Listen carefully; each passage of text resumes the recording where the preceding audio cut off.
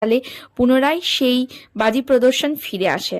অবশ্যই 2017 সালেই পৌষ মেলার মেয়াদ বাড়িয়ে করা হয় 6 দিন।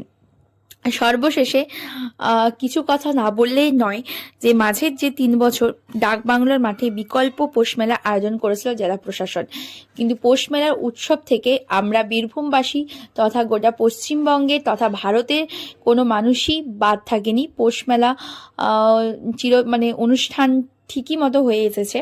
বর্তমান বছরে আবারও পৌষ মেলা ফিরে এসেছে পূর্বের জায়গায় তথা পূর্বপল্লীর মাঠে। এটা সত্যি আমাদের খুবই আনন্দের এবং গর্বের বিষয়।